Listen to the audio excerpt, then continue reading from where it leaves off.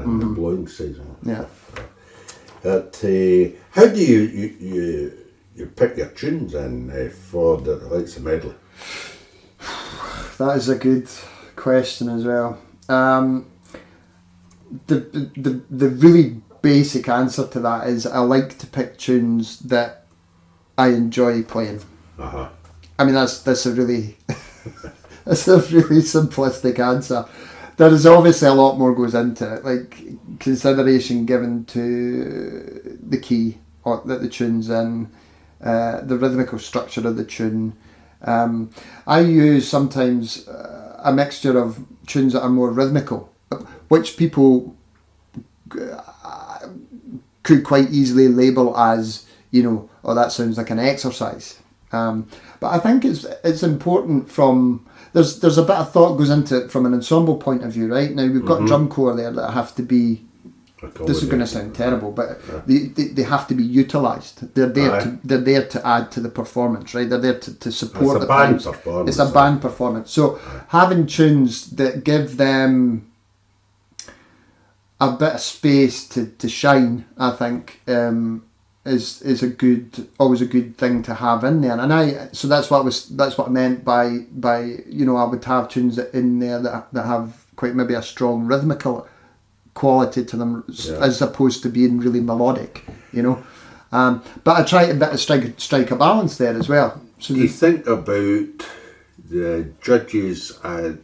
You're used to listening to tunes for over a month and getting to like them and all the rest of it, but the judges theoretically are hearing your performance for the first time. That's right. And what's the impact? Do you think about the impact? You have to give that consideration, because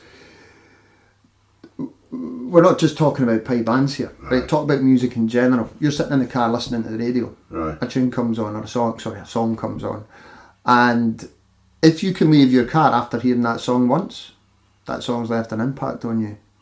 If, however, somebody said to you, have you heard such and such a song? I remember that being introduced on the radio, but don't ask me how it goes. Instantly forgettable. And if you go into a competition from a pipe band perspective to play it in competition, and you're presenting something that's instantly forgettable, then you've got absolutely no chance.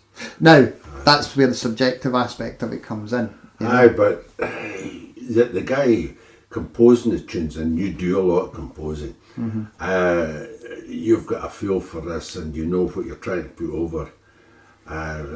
It's a perception of the listener, and it's their taste and one thing, and you can't legislate. There's a lot of things in there. You can't legislate for that, but you're trying to look for a common listening background. What's possibly going to make the judge listen and they perk up to the rest of the performance. There's a lot of factors in there. Like the key of a tune can have quite an impact on a listener. If it's like tuning maybe the key of D, it's a happy bright key. How's that leave you when you hear a tune? How does that leave you feeling? There's lots of things like that. Does the tune okay, so yeah, it's melodic, but does it have rhythmical passages in it? Does it have wee hooks in it that you can sit back and, you get a wee thing in your head, you maybe heard somebody singing something, you start whistling this wee phrase, you don't know where you've heard it from, but there's a wee passages in a tune that catch you like that. Can you go away and maybe whistle the first